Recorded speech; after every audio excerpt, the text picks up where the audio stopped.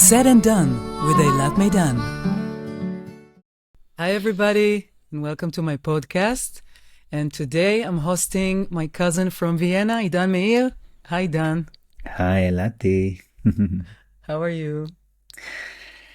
Excited. Yes, me Really too. excited. So I'm just going to tell you some stuff about Idan before we start our conversation. Idan is the owner of G39. You owe me an explanation about the name. It's a dance and yoga studio in Vienna, in which he hosts his workshops. Dancing with the Master is his new course that he's starting soon, and he's going to tell us a lot about it. Idan is a certified Iyengar yoga teacher, and also open floor teacher, right? It's like a dancing method. Yes, it's a conscious And dance. he majored in theater and made a lot of shows before he became a therapist.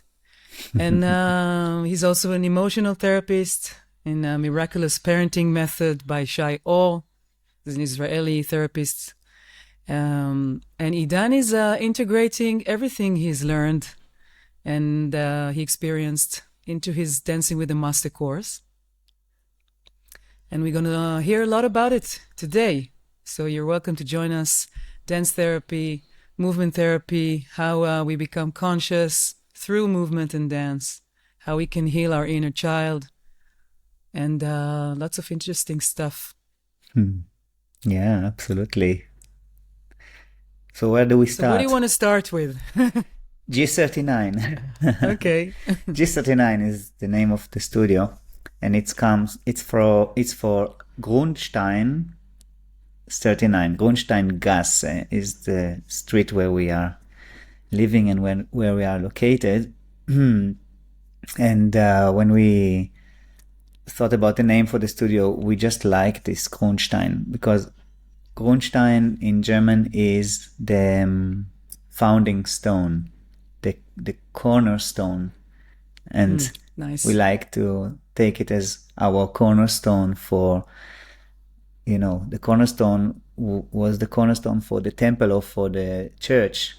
And in a way, I feel that we are also building here a dancing temple, a place where people can experience themselves and their depth through dance and through movement. So we kind of said, yes, let's take this name. And also we like that it is very local, that it is connected to the place, that there is a place in the ground that is called Grundstein Gasse, and then there is Grundstein 39. This is the name of the number of the street, of the building, and G39. So here we start. Maybe we say something about the fact that you're married to a Vienna-born, I think Marion is from Vienna, right? And yes, you're an Israeli. You used to be an Israeli a long time ago. Yes. And you've been around the world and founded your home and made kids with Marion and 3 kids in Vienna. Yes. Marion is from Austria. She's from Burgenland, and I'm from Israel. And we met in Dublin. Isn't that crazy? Huh? And we met on the dance floor, which was really, really sweet. It was during a workshop where during the warm-up I decided I had enough of relationship for now, and I don't want any more relationship in my life. I was really hurt at that time. And then that's the miracle of life. When you don't expect something, then it is coming. And here we go. And you also share a common ground. Yes. Of the love for yoga and dance therapy. Yes, and to movement and to therapy and to working with people. You share this studio together. And to heal the world. So maybe we'll talk a little bit about all these wishes of the child from the Miraculous Parenting that you're integrating into your workshops, movement and dance workshops. Yes, you talk about the requests. Mm-hmm. Yeah. Maybe you should say something general about this book before we start to go deep into it. It's Miraculous Parenting is written by Shai Or, and the book is basically giving you a great map where you can see the connection between how the child is activating you and how, when the child is activating you, when he's triggering you, he's not triggering the mature adult that is sitting here and speaking with you now. He's triggering an old hurt child that I'm living with. And children, like when we are always going through challenging places, challenging parts, or challenging moments in our lives, when we expand, because being a father is a huge expansion, then all these things that are underneath the ground, that were always there, they're rising up. If I'm a father and I don't have trust in life, then it will rise very, very strong when I'm facing my child. I will be very afraid of him. I will be overprotective and all of this. So most of the time we don't see that, and we just look at the problems of our kids and we think this is his problem, but usually it's just something projecting to us about either ourselves or the relationship that we have been creating with our kids. Yes, absolutely. So, and it's true what you said. When we are triggered, it is because something with our relationship with our parents, with ourselves as well, is being triggered. So it's not about the child, it's about myself and my inner child. So he's basically pointing us to look at the requests of the child that we raise, and to be aware of these 7 requests, right? Yes. The request is, it's on a level of the soul. I even would say it will take it even to this direction, where when we were born, we are born to experience life in its fullness. And it means that we want to experience life through all our body, through all our senses, through our to feel secure, to feel at home, to feel that we have something unique to bring to the world. And the 7 requests are like a map that you can look in every aspect of your life.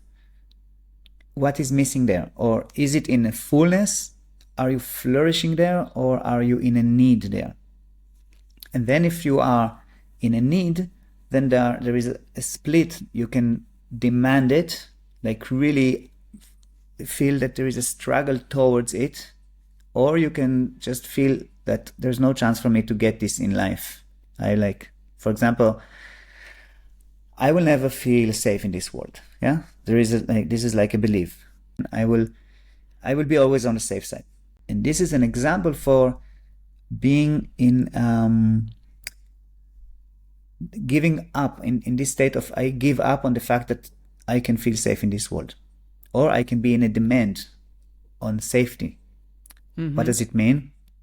I will go always to the edge and always search for danger in order to prove to myself that the world is safe. So both are not healthy. Not to be on this place where you are protecting yourself completely, or in a place that you are throwing yourself towards danger just to prove to yourself that it is safe. So this is the demand, and this is the giving up. So in each request you can see where you are, in which state you are.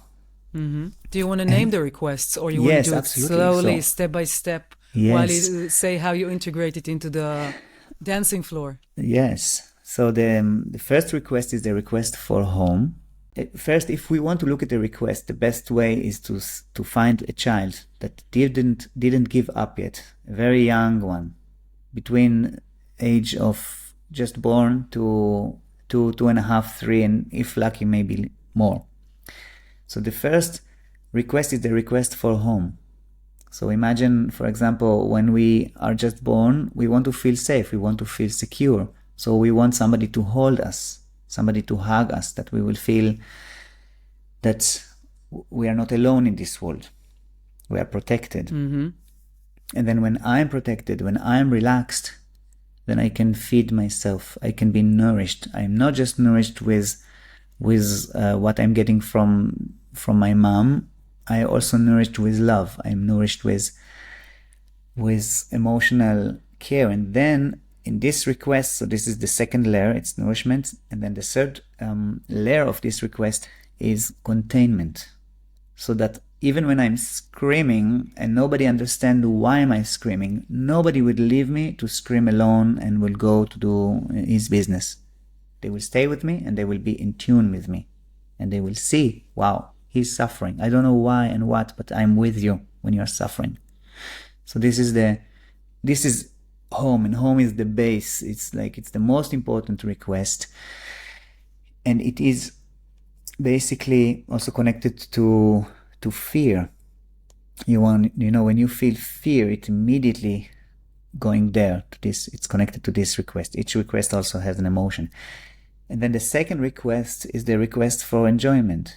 So if I feel at home, I'm relaxed, then I can start to go a little bit away from my parents, from my mom, and start to explore.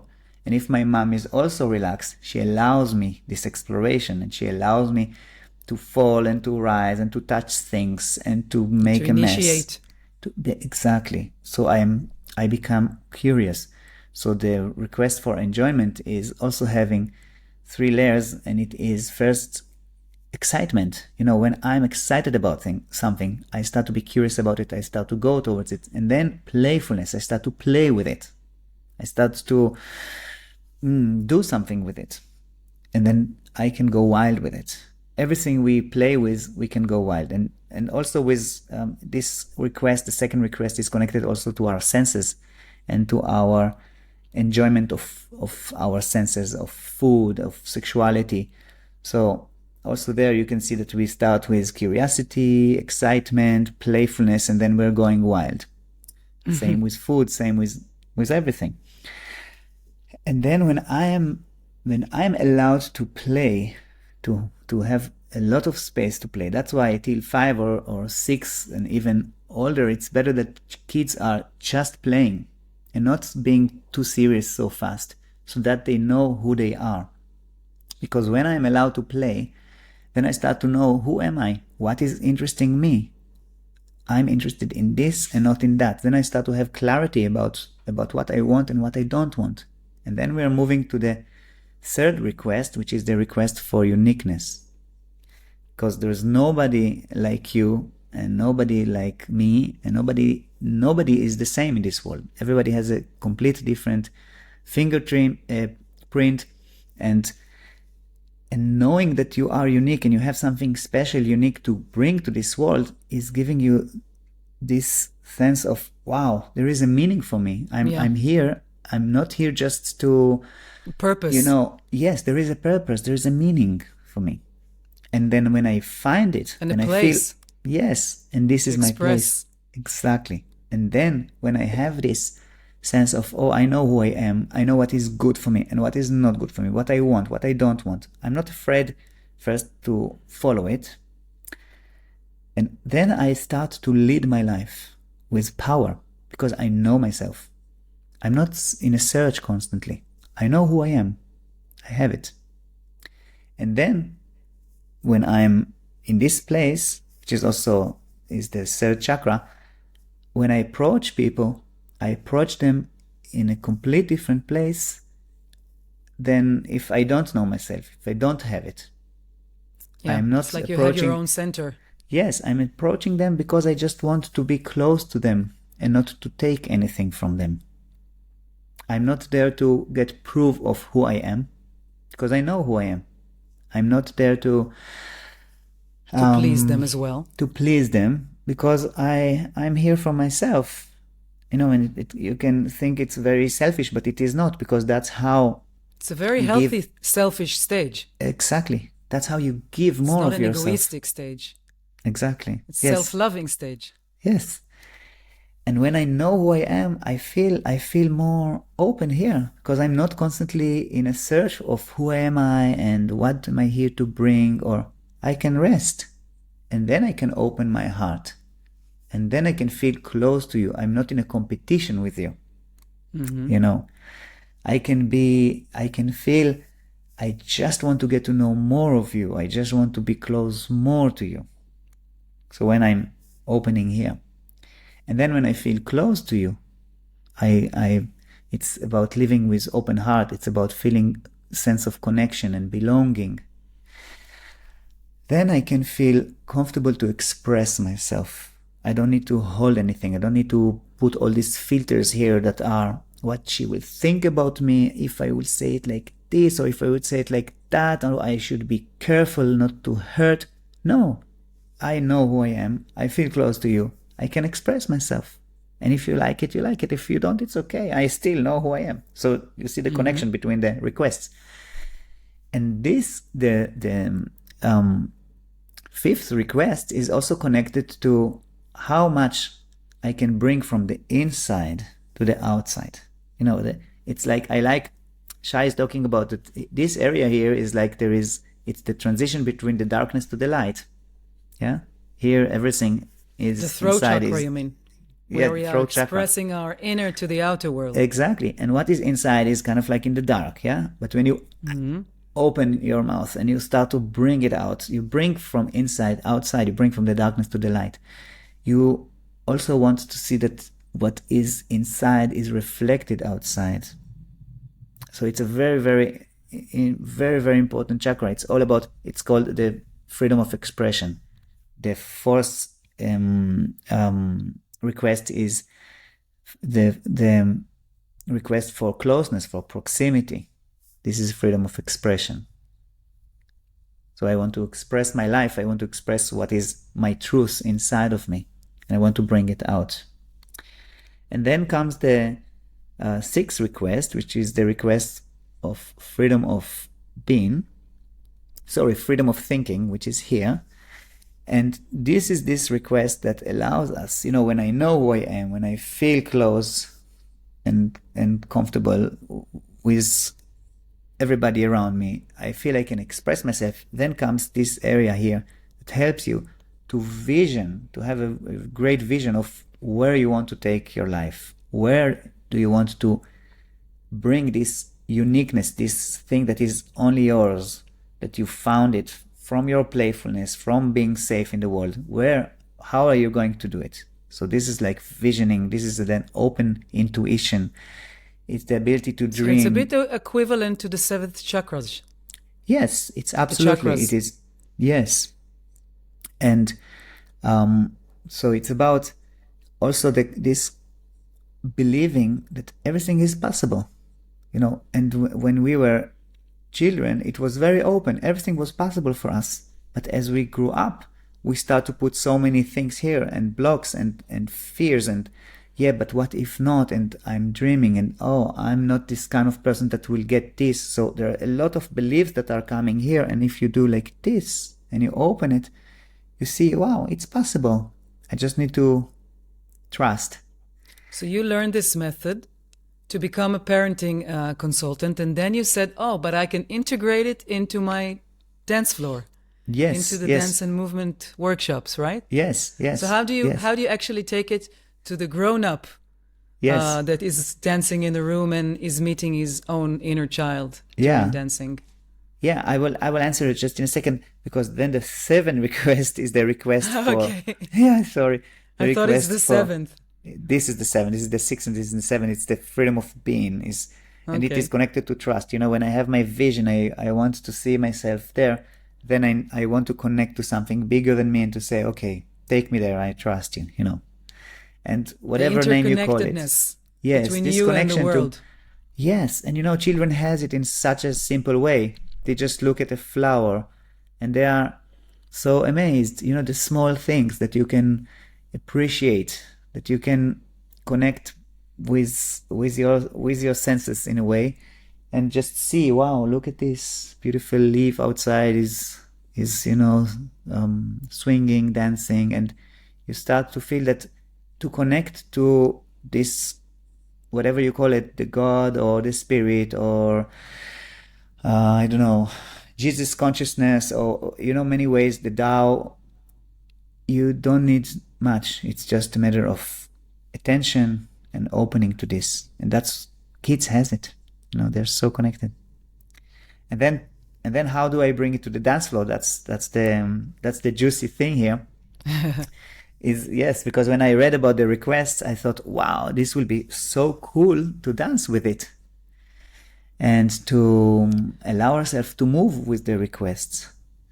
And that's where the dancing with the master came, because I believe that in every request, like I explained at the beginning, we can be in a demand, we can be in giving up, so we can be in the place where we feel we don't have it, where the hurt child is basically leading us in this request.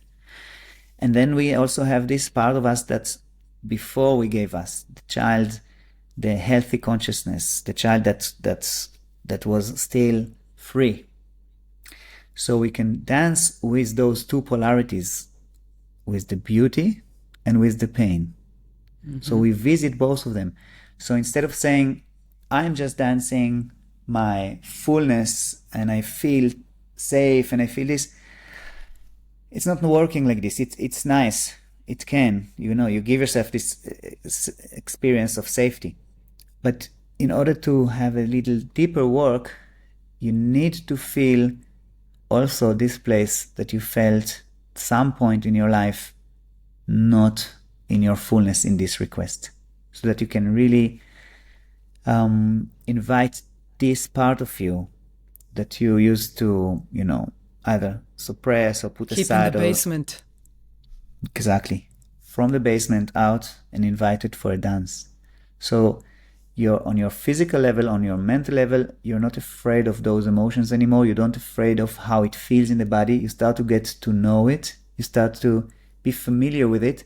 And then when you meet it in your life, it's not something that you are afraid of. You can integrate it. Like even, for example, let's take this example, now I'm sitting here with you and I'm exposing myself, and I could feel a lot of fear and say, oh, I'm not going to do it, and what will happen if people will think like that? All of these things can come. The fear of the other people's judgments. Exactly.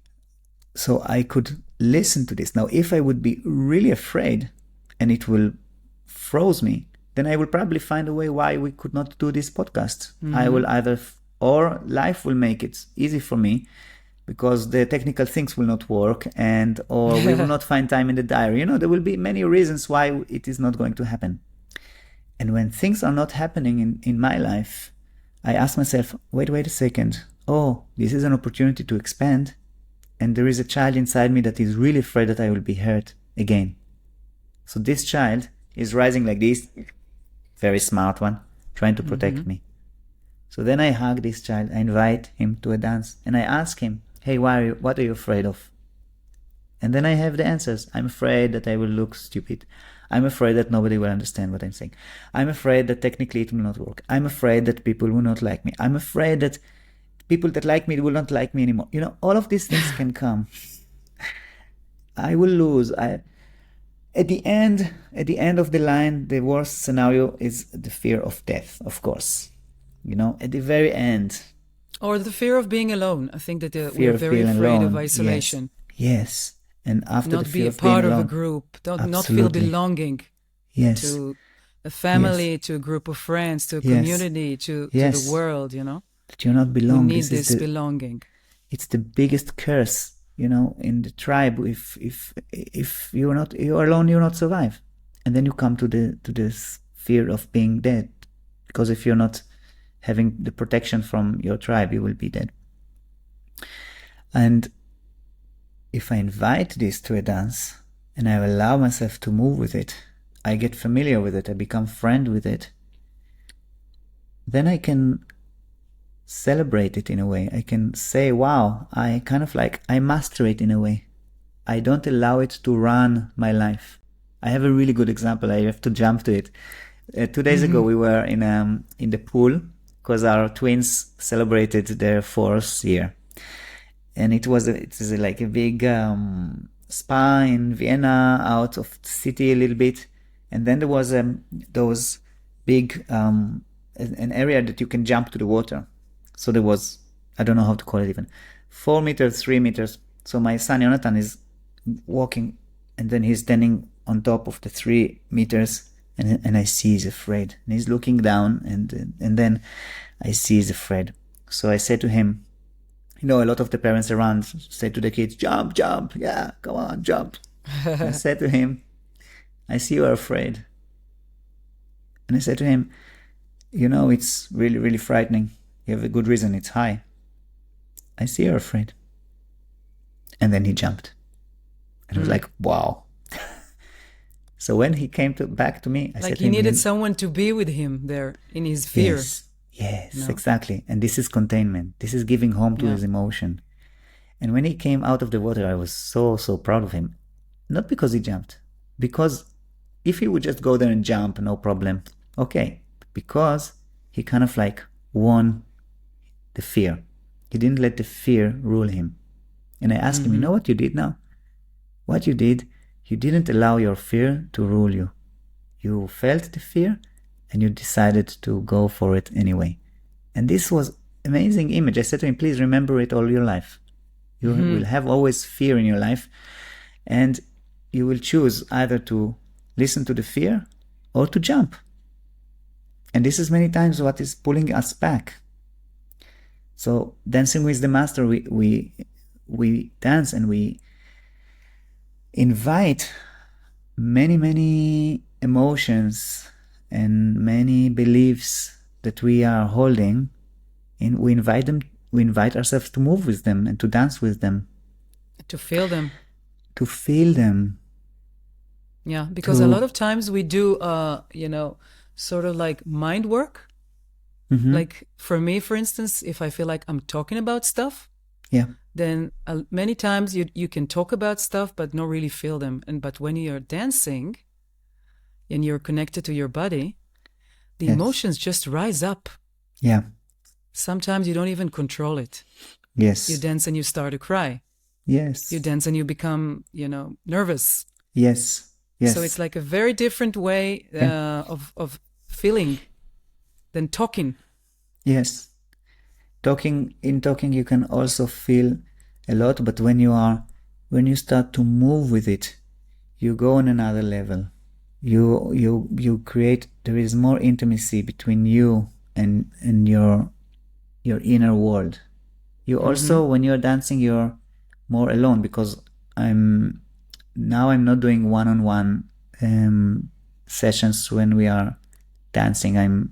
When I work with people, it's mostly talking, but in the group settings, we are dancing.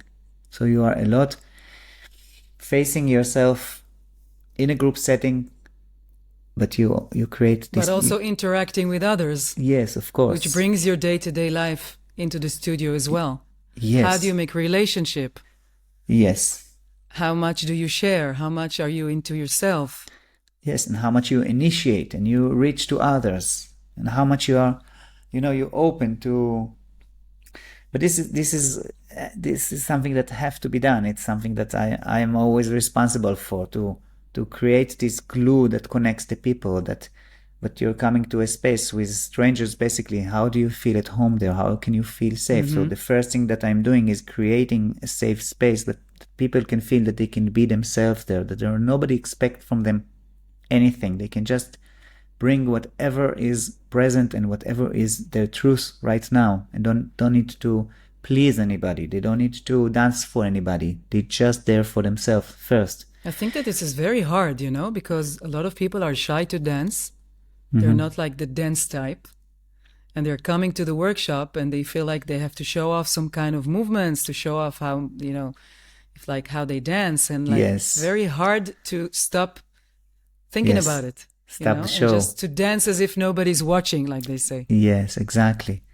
And this is one thing that I say after I say, welcome everybody, I say, here, there are no expectations from you.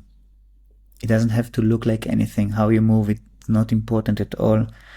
You just need to find, or you don't need even, you want to find what wants to be danced through you.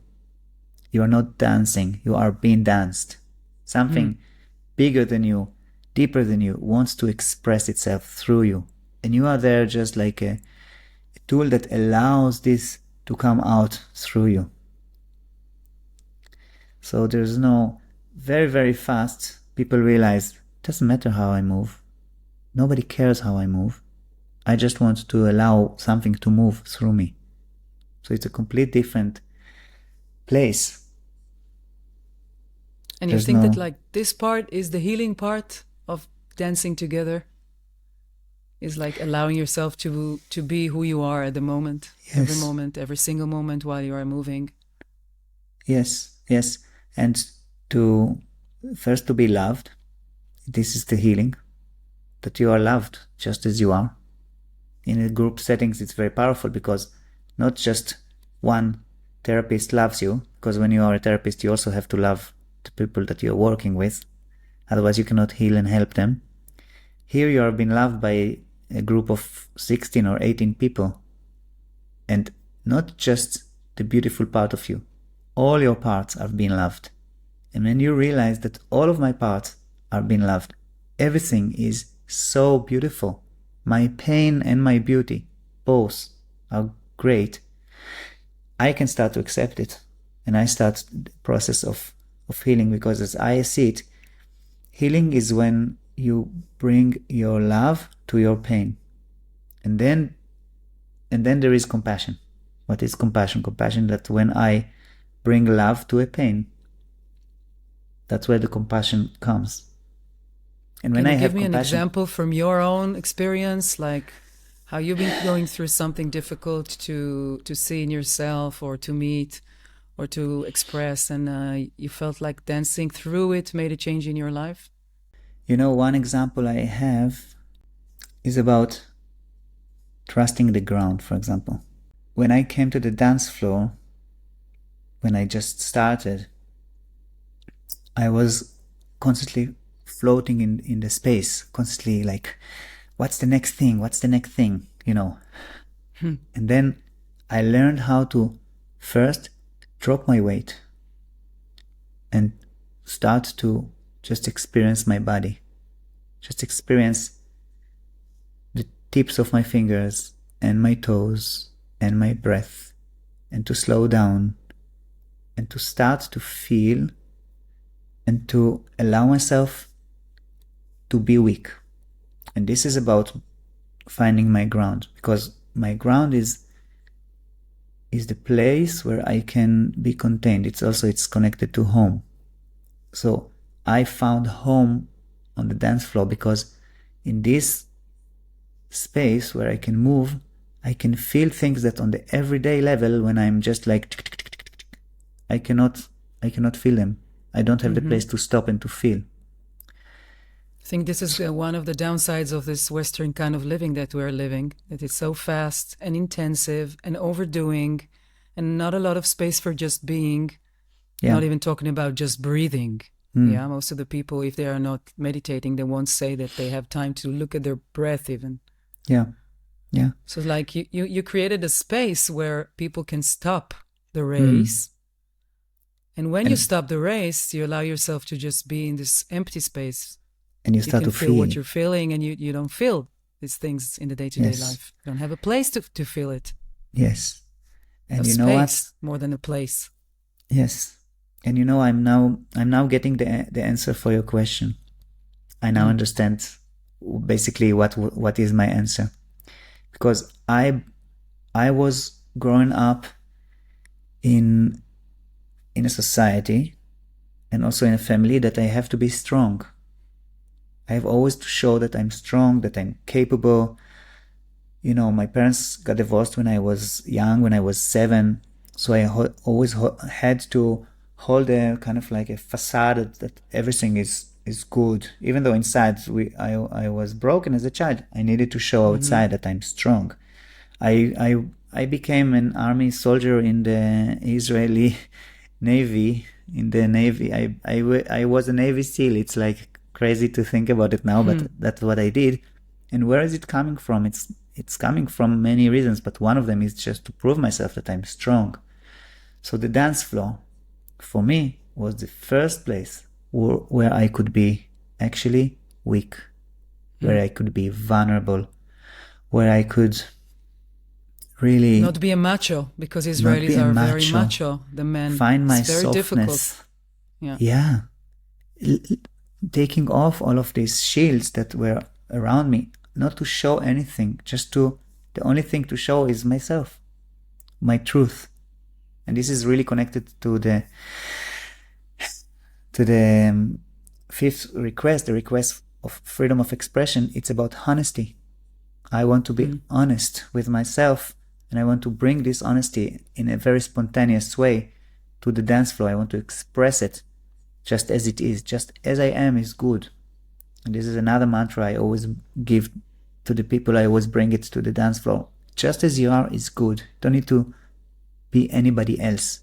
Whatever you are right now, whatever you feel right now, it's just perfect. You should play the Come As You Are by Nirvana. Yes, of course. Yes. A bit rough, but yeah, to the point. Of course. I play rough music and I play gentle music. I play music that makes you feel like you are an angel and make you feel like you are a devil. Like everything have to be there. I had an acting... The expression of all the parts of ourselves. I had an acting teacher that I really liked, and she said to us, you have everything inside of you. Everything inside of you. The angel and the murder. Everything is there. You know, it reminds me a bit of the meditations by Osho. I was in his ashram for a few months in my 20s. Me too. And then you have these dynamic and Kundalini meditations, which I really loved because they were like, not only expressing, but like discharging, relieving all this stuck energy of like emotions that we're not allowed to feel. That's where I started to dance. In Osho, Pune? In Pune. I was after my army service. I did exactly this meditation that how does it call? No dimension Dynamic meditation. Or Kundalini? The no dimension. The no dimension that is giving you center with this connecting you to breath and to the directions. And then there is a place where you have free dance. Remember? At the end. And in the Kundalini also. Also in the Kundalini. And in this free dance, I was like, wow, I could fly.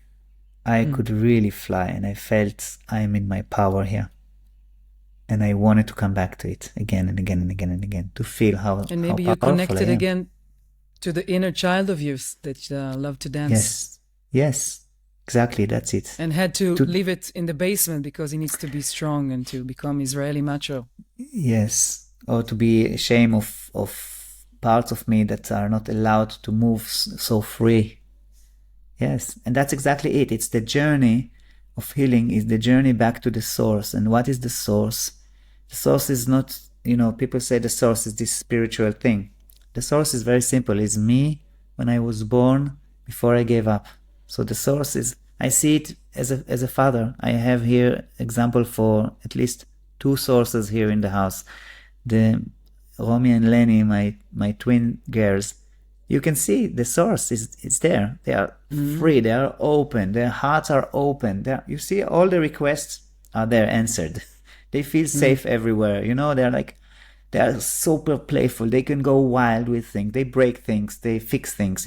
It's like express themselves. That there's no, imagine, believing, connecting. It's like you see it. When I need to learn what is my true nature, I look for a child. I look for definitely. a child, and I see in this child, I see the spark in the eyes. I see the glow. I see the excitement. I see the life. I see how he's jumping out of bed and start the day. And this is what I'm doing on the dance floor. I allow people to go back to the source, to go back to how they used to be before they gave up. But it's not a magic solution. You have to go through also the places where you have to go through the fire.